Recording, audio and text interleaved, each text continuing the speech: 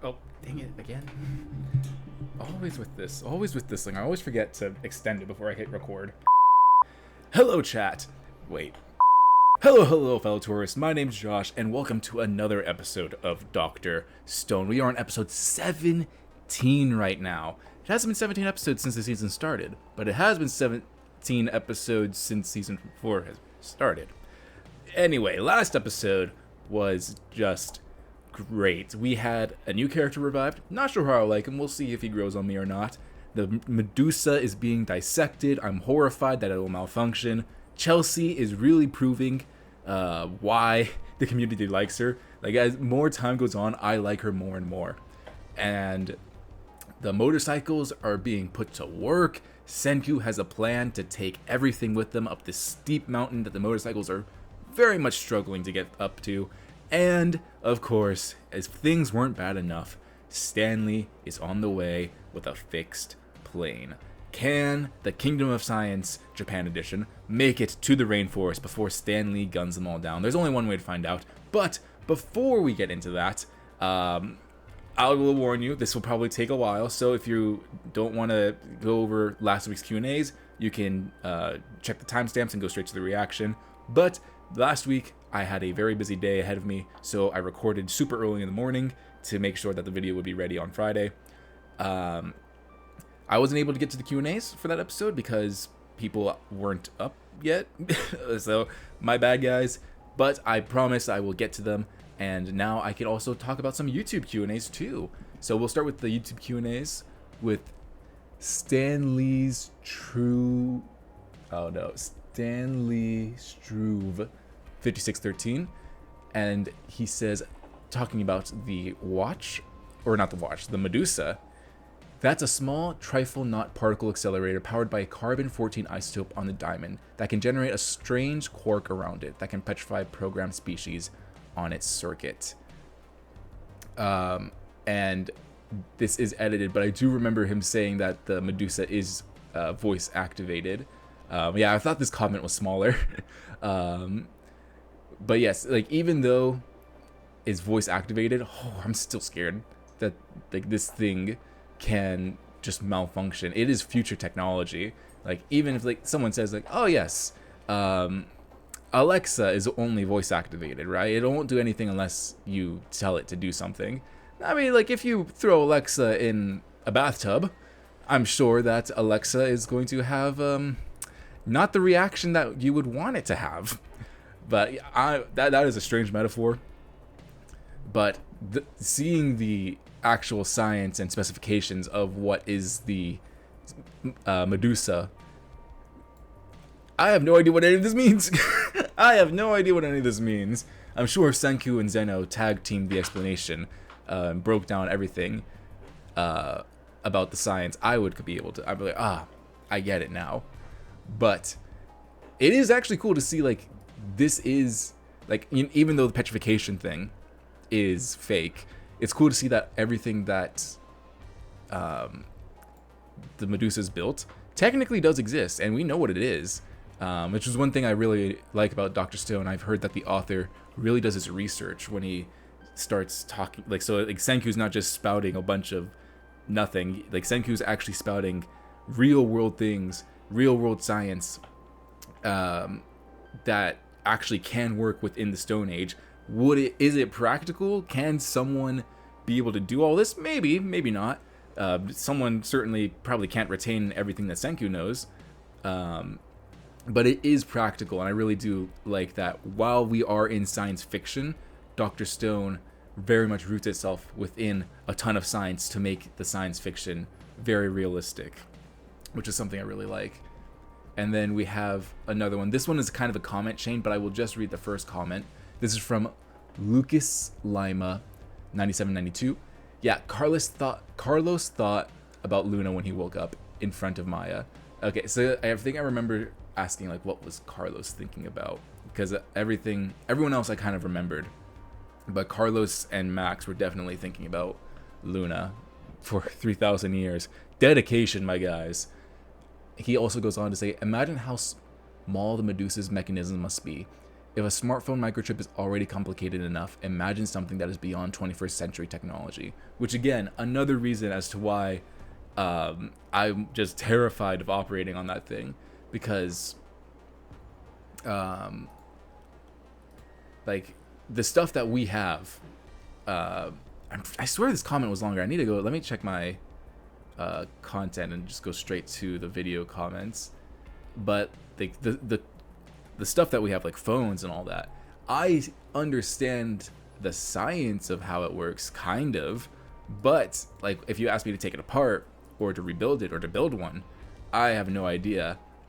And like the smaller and smaller things get, the more complicated they become. Like this guy, I remember he brought up like Bluetooth, like how does Bluetooth work? Like how no one knows how to explain that. It's like, yeah, we like the technology that we have, the everyday person, they might understand like, okay, the Bluetooth microphone sends a signal to the phone, or the Bluetooth sends a signal to the phone sends a signal back, and you can listen. How does it work? Take it apart, put it back together. Don't malfunction, right? I'm still terrified of that malfunction. But it's also, again, it's like Joel is a watchmaker, and I love that, like his expertise, specifically his expertise at this very moment, really helps him because his watches are already small enough, and you just see how painstakingly slow he's going, taking them every piece apart. I really love it. I love to see that, like these professions that he's not an engineer, but maybe he's, maybe are watchmakers engineers? I don't know. Going on, Evie just says that, shoot, I lost it. Oh no, where did it go? Evie simply says that this is why Chelsea is the GOAT, and I'm going to combine that with, why do I always forget the name? Hamilton. I'm going to combine it with Hamilton, saying, I cannot believe they made Joel a redhead and not Francois. Like, when Rusu special was coming out, everyone thought that Francois would be a redhead, but they weren't, and now everyone thought Joel was going to have black hair, but he's a redhead. I find that so funny. I was on... Give me 1 second. Yeah, so when I read that part of your comment last week, I could have sworn that I saw Francois in the manga, because I have the manga. I haven't read them yet. I'm investing. I'm gonna wait till the series ends. So did the manga retroactively go back and change Francois's hair for new printings? Because she's blonde here, and Joel. I think Joel is also. I don't know if he's a redhead, like a blatant redhead, but I'm pretty sure he had brown hair in the manga covers that I have. Or maybe like the speculation that before they got officially colored, that the speculation was they would have red hair. Because I do give you this, when I flip to Francois eventually, their hair is a lot darker compared to some. Oh yeah, Kohaku's right there, perfect. Kohaku has blonde hair too. And Francois's hair is a lot darker compared to it, so I understand that. But like on the cover, it's blonde. So I guess that is weird. That is a weird thing, a little weird discrepancy when it comes to their hair color. But I find it funny that they just swapped the fandom. They just swapped what the fandom was going to think with that. I find that so funny. I want to say, to looking at how good the animation is compared to season 1 is insane. Like all of the lines are so clean now and feel so polished. I was rewatching season 1 and it actually made me have to double take at how different the level of animation is between them. And that I feel like is a very common thing when it comes to long. I mean, I guess it's not like that long running compared to other shows, but compared to a long running show like Dr. Stone, when you're being animated for probably close to 100 episodes now. Maybe. I'm not actually sure how long Dr. Stone's been. First season was 24, third season was also 24. This season's going to be like 35. Okay, so probably close to 100, if not past it, because season 2 is only 12 episodes. When you're animating for something for so long, if you keep the same team of animators, they're going to start getting comfortable with what they're doing. The more times they draw Senku, the more times they draw anyone on the cast, the more familiar they get with the style. So it is. I'm actually surprised to hear, because I feel like it hasn't changed that much, but that could also be since I've been gradually watching the series over the years, I'm not clocking in all the changes. Like, it's just subtle for me. But going back and rewatching season 1, maybe it will be like, oh my gosh, wow, like it isn't as sharp as later seasons. As it is, like season 4, it is beautiful. I think it is the best that Dr. Stone has looked, but I'm not sure. I can't quite remember how season 1 looks in comparison. So when I do go back and rewatch Dr. Stone eventually, maybe in a couple years from now, because I am going to read the manga, so maybe in a couple years from now, when I do go back and watch Dr. Stone again, it'll be like, whoa, I remember this looked way crisper. And it is something really nice to see when it comes to shows like this with artists. It's awesome to see like them getting more comfortable with the characters and the world that they're creating. I'm really glad to hear that Dr. Stone is like one of those shows, because that you just know that means the artists are really getting into the show and they do care about the detail. And then right here, the last part, this is why I was going to compare it with Evie's comment. See, I really like Chelsea because she truly does say what we're all talking about, or we're all thinking. I am so excited for next episode too, because we get a pretty big reveal. And that is also why Chelsea is really growing on me. She just says what she wants.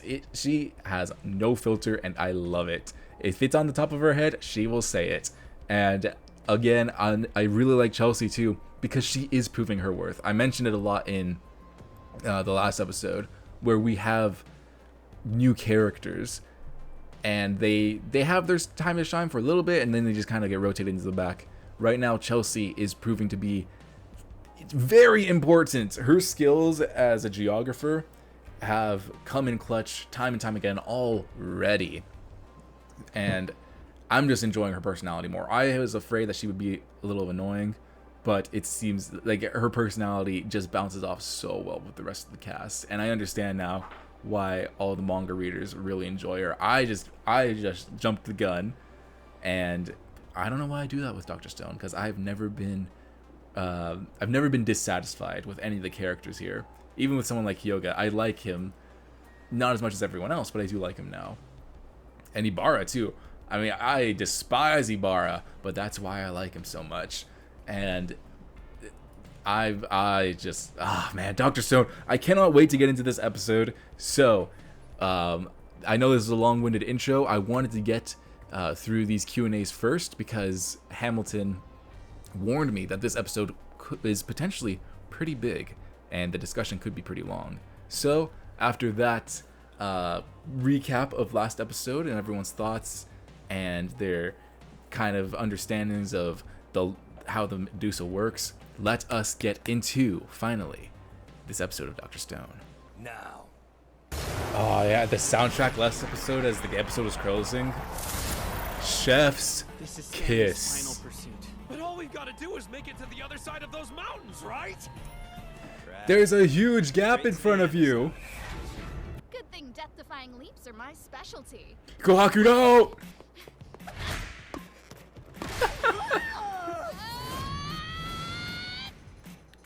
What was I saying about realism? No way. Still cool. The limit is somewhere around 160 kilograms. I need pounds, man. To make it work. It'll be fine. We'll just have to pair up based on How long is it going to take Stanley's plane to get there? Imagine if something like this happens. We carelessly pair up and Suika winds up all alone with Zena. Suika, no! You're a simple traveler, trying to carry 3 conflicting things across a river. You have a fox, a chicken, I've heard about this one. and lastly, some corn. And that poor chicken becomes So you fox take food. the chicken But first, if you take the right? fox over first, you're leaving the corn and chicken behind. Scoring the naughty chicken a belly full of corn. Correct. The trick is finding a way to get everyone across safely. Oh wait, no, because then when you come back and leave over. There's always the possibility. You and I are cut from a similar cloth, Dr. Zeno. And it's joining forces and curated Actually, kingdom of yeah. superiority. Now is the perfect opportunity to rendezvous with Stanley and the others. I think Hyoga's like position. firmly on Senku's side. This makes sense for me. Hyoga killed Tsukasa, but it didn't stick. Oh, and before that, Tsukasa killed Senku. To be fair, But it also Senku didn't killed stick. Tsukasa. There's no way they can get all their bikes back. Like, I don't know how far Stanley is from them, but there's no way they can get all their bikes. Okay, we're almost Suika done. is so wholesome. Suika! I was just saying. Oh.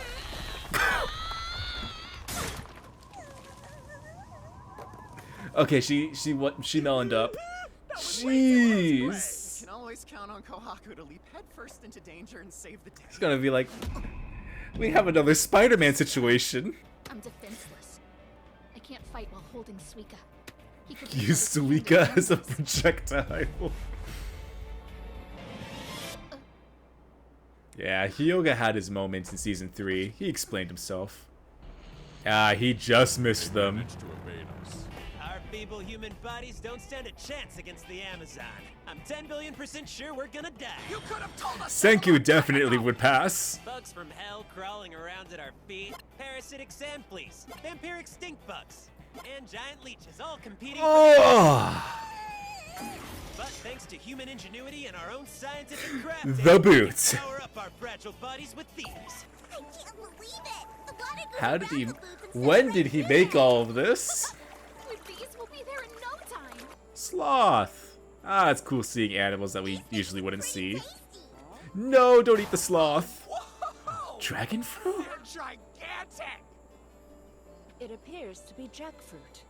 They're the largest fruit in the world. No, Yes, dragon quite fruit's a different tasty. one. I've They're seen this at my remarkably local refreshing And supermarkets. have a gentle, delectable sweetness. Never when they're eaten them ripe. before. I do not like the feel of the shell. The anaconda!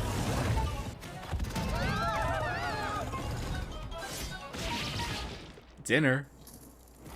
I was gonna say dinner, don't let it get away. That is huge! I'm nothing compared to the Amazon's strongest. Crocodile? King of the Amazon. Uh, The strongest animal on the planet. It's the army ant. Sorry about the tricky trap. We're capturing them. I wonder what the plan is for this. See? It's like Okinawan snake wine. We use some alcohol to extract essence of army ants. Oh man, it smells just like delicious homemade fish. Who would have thunk the ants smell like bonito broth?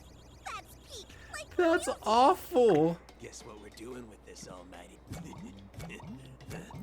Bug repellent, huh? Too bad. I thought we were drinking it. This way's much better. Too bad. I'm scared. Why do you sound disappointed? I would not want to drink that concoction. The Amazon River! Here we go. Here is some. This is what I was talking about. Like sometimes they like visualize them in like different suits. Of course they do it for the swimsuits. And you're dead set on taking out humanity. What now? Fire the petrification beam several times in quick succession. In a multi-stage attack. So you think that's what happened thousands of years ago? To the epicenter of that. The nasty episode is gonna light. end right before we get to Petrify the all actual humanity.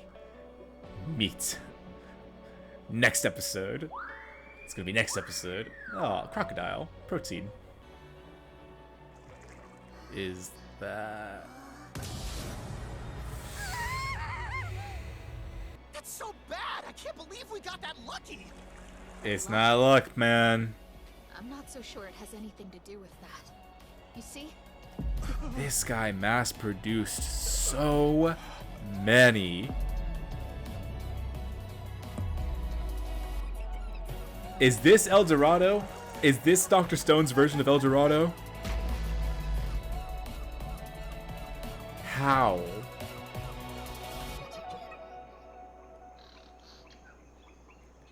This is sickening yet beautiful. And full of malice. Those are all petrification devices. You're a traveler trying to Oh, get okay. across a river.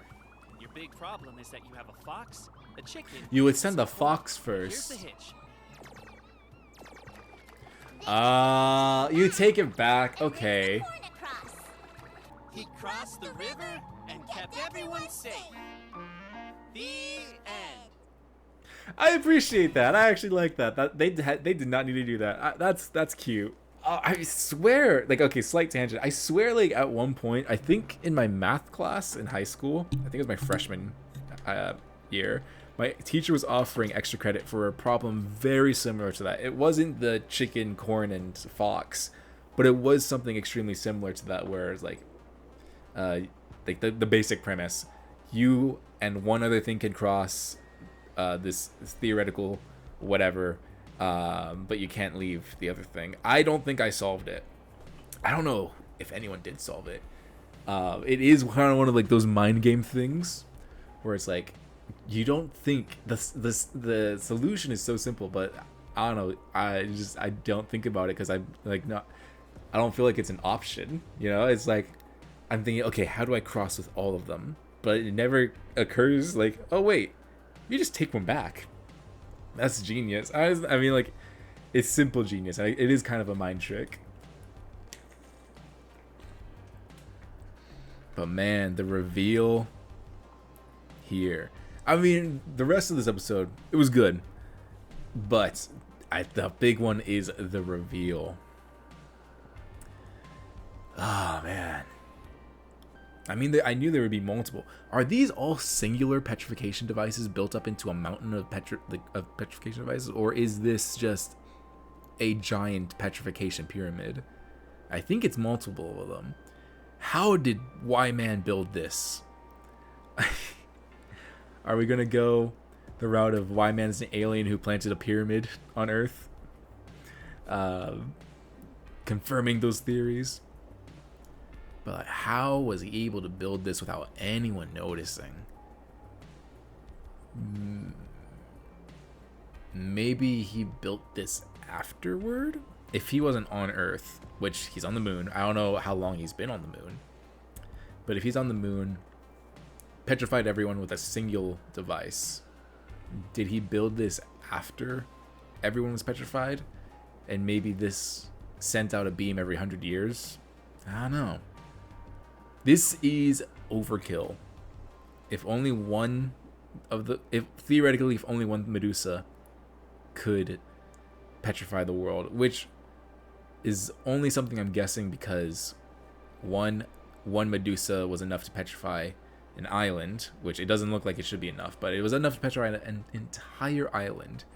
And two, the first thing Y-Man did was say the circumference of the world in 1 second to the Medusa. I don't know, maybe if he was bluffing, trying to scare them, or if that was just him going like, man, I hope this works. That will make my life so much easier. Oh man, imagine if it did work though. Like, obviously that would suck. Just imagine Zeno and Stanley just looking at the petrification beam coming.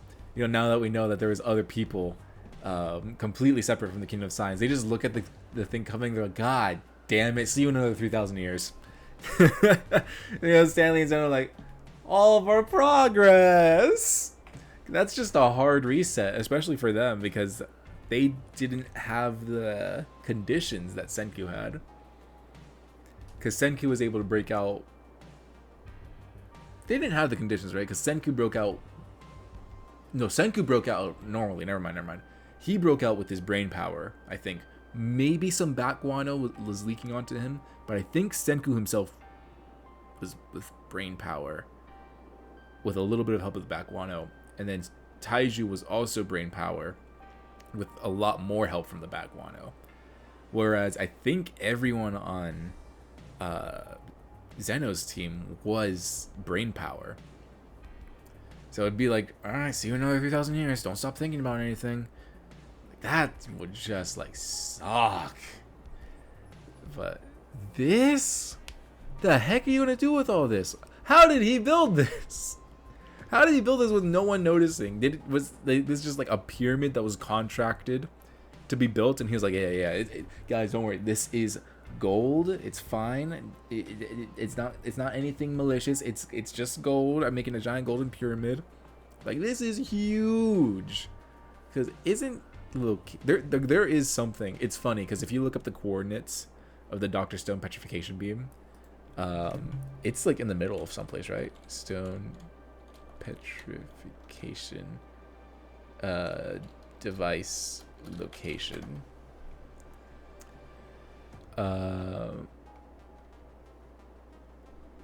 Real life. Like, it is a where's my maps? Google Maps. Oh my gosh, stop. It's just trying to give me spoilers. But it is a location, and I think it's not like totally isolated. Thank you, Reddit. It's not like this isolated thing. It's next to places.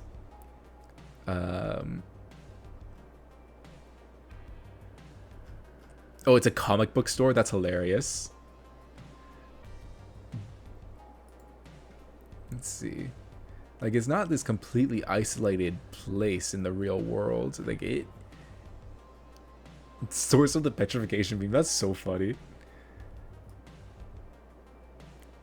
Like, this is it. You cannot just build this. This is not a secluded area in South America. It is very much in the middle of a bunch of houses and a very busy interconnection of streets. Like, you can't one does not simply build a pyramid made out of what looks like to be gold in the middle of South America. So I wonder how Y-Man did it. It has to be after the fact, right? Or was it underground and he just brought it back? He just brought it up?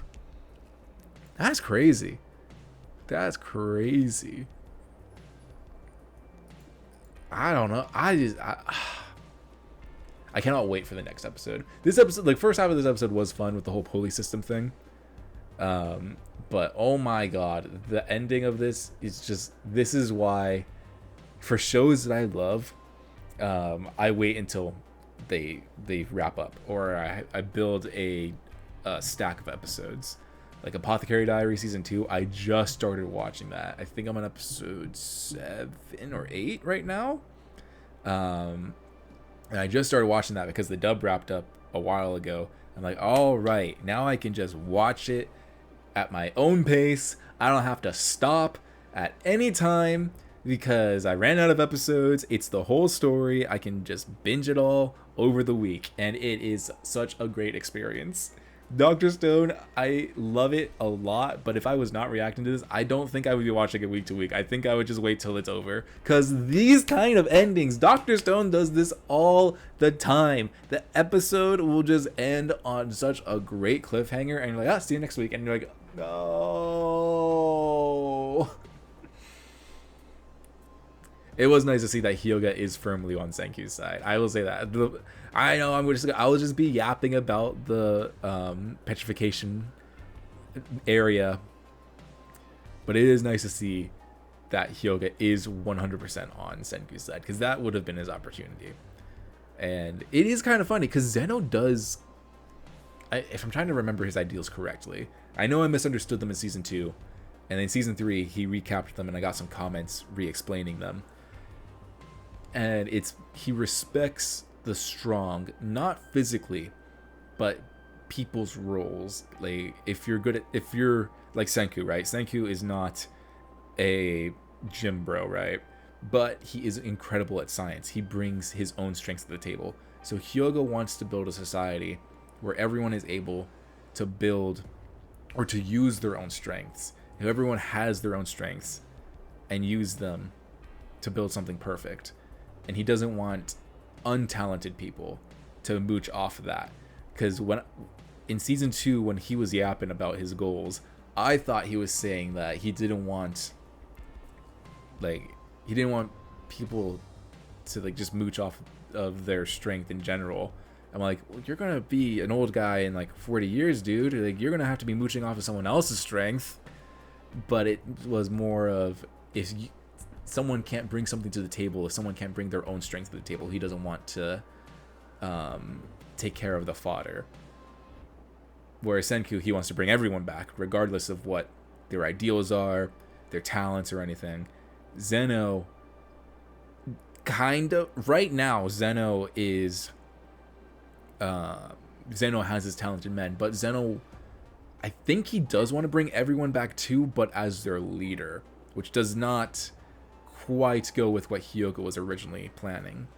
But Senku has earned Hyoga's respect over season 3 and a little bit in the beginning of season 4. I think it was mostly season 3, where Senku earned Hyoga's respect, and we learned that that Hyoga actually always respected Senku. But I think Hyoga is loyal to Senku's mission now, mostly because he's been beaten, he's been turned, the boss when you fight him, the boss when you unlock him. But I do like that a lot of the previous villains of Dr. Stone, I mean, I said this before, I love that Chelsea just admits it, like, you guys have a very messed up friend tree here. But I really do like that, despite all the complications, that a lot of the antagonists of Dr. Stone do end up falling in line with Senku. Not because they've been beaten, but because Senku does show them a better way. Like, Sukasa's whole thing, strength. A kingdom of strength, no science. And Senku showed him that that kingdom cannot sustain itself. And even Tsukasa knew that once people started using science to build weapons to even out the gap between strength and their science, that it wouldn't sustain itself. But Senku, despite everything Tsukasa put him through, still used his science to save Tsukasa's sister. So that just, Tsukasa owes Senku everything. And Senku promised Tsukasa that, as long as he'll do what he can to, like, not allow science to... No, did he probably? I don't remember. But Senku, obviously, he doesn't want to use science the way Zeno wants to use it. Zeno wants to use it to take over as much as possible. He is the guy that's like, yes, I built a nuke, now follow my instructions or else. Where Senku will never do that. And then as we go forward, Hyoga, very similar. I mean, I kind of just went over it. But he already respected Senku's strengths. He did not like that Senku didn't like his own plan. But as he was beaten, captured, petrified again, brought back, and then petrified again, or brought back after that, he's captured, beaten, captured, released, beaten, captured, petrified, released, petrified again, then released again. And he realized, like, hey, you guys didn't have to release me. And Senku was like, yeah, you have your strength. We need you. I think he does respect that. They do trust me to an extent. I don't think he wants to betray that trust. And then we have Ibarra. Never unpetrify him. That guy needs to stay. Maybe just shove him into the middle of the ocean. He's like, we don't need to bring him back. Zeno is interesting. I don't know if Senku will be able to turn Zeno and throw him his ideals. I mean, Stanley would be easy. If you turn Zeno, you get Stanley. Would not be the other way around. I don't think it would be the other way around. I don't think if Stanley were to turn, that Zeno would come, and Stanley would never turn anyway without Zeno. I don't think Zeno would turn. It would be more of an enemy of my enemy is my friend kind of situation. And then as soon as they defeat Y-Man, Zeno, I think, would just go back to his bullshit. But I really do like how they are working together for right now. Zeno creating his anti-bug spray, anti-bug aroma, while Senku was working on the anti-bug repellent gel. I do like that Zeno does offer them help, and it is because he's so confident that he's gonna, like, he will get free, and he just might as well help them get to where he wants to go, because he also wants to see the petrification origin. Then we have Kohaku saving Suika. Honestly, I think the most unbelievable part of this episode is how they were able to disassemble and disassemble, send all of their motorcycles to the other side of that canyon, reassemble them, and get to the protection of the rainforest before Stanley was with his plane. I have no idea how far they traveled, but that just sounds like they will take a long time. Never mind, that is the second most unrealistic part of the episode. The most unrealistic part of the episode is Kohaku's jump. No science behind that. It is just the people of the stone world, they just built different, right? They just gotta be metahumans or something, because there is no way they can do all this. Even Tsukasa, man, like maybe the petrification beam, maybe it enhanced him or something, because bro, I just remember he tore a tree. Granted, I think it was kind of not rotted, but it looked old. He tore a tree from its roots and just chucked this thick trunk into a mountainside to save Chrome at one point. It was him that put him in that position, but still, like, he killed a lion with one punch. Maybe it was a couple, but I think it was one punch. Nah, he's a metahuman for sure. But that is all I have to say. We do have one Q&A today, and that is from Hamilton himself. And it reads, I'm so glad they included the little riddle and the relationship chart, because normally stuff like that from the manga they don't include in the anime. Like when Senku got shot, there was supposed to be a whole chart showing blood types, but they didn't include it. Oh, okay. So that's one thing I am very much looking forward to in the manga, just to see what got cut. I don't think any big, I don't think anything big will have gotten cut. I don't think like any arcs or stuff, but little fun stuff like that. I'm very interested to see how, one, the manga portrays it, and two, what was not included. Obviously, we have the blood types here. But I wonder what else. I know that there was one very important one where Senku got to Ishigami Village and they showed the names of all the villagers. And I think they had their last names too. It was the first name, last name. But Sayu's, the guy that comes from Treasure Island, didn't have a last name. Or he didn't have the thing that everyone else had, which made him the odd man out, and people were theorizing like, oh, that's weird. And that's why people remember Seiyu's when he came and said, I'm Seiyu's, I don't belong to this island. People were like, oh, you're the guy that didn't have a name. Or was it just like he was the one that didn't have a name and everyone else had a name? Was that it? I think so. But, you know, like, even though Seiyu's doesn't have a role within season 1 and season 2, or half of season 3-ish too, people still kind of remembered him because, like, this guy is the odd man out. Why doesn't he have a name? So when that finally paid off, manga readers like, that's it. I knew that he was sus, but anime watchers, they didn't get that. So there's just little details like that. I'm interested to see what got adapted, what got cut out, and what was adapted differently too. Also, now I understand the Kohaku x Hyoga shippers. They are actually really cute together. Interesting. I don't know. Dr. Stone is not a show that I ship a lot with. Like, there are shows. I'm not like this anti-shipping dude. I actually do like shipping characters. There is a lot of shows where I'm like, oh man, they would be a really cute couple. I don't think I do obnoxiously. I just go like, oh, they'd be cute. Dr. Stone, I don't know why. I think maybe once or twice I've touched on romance.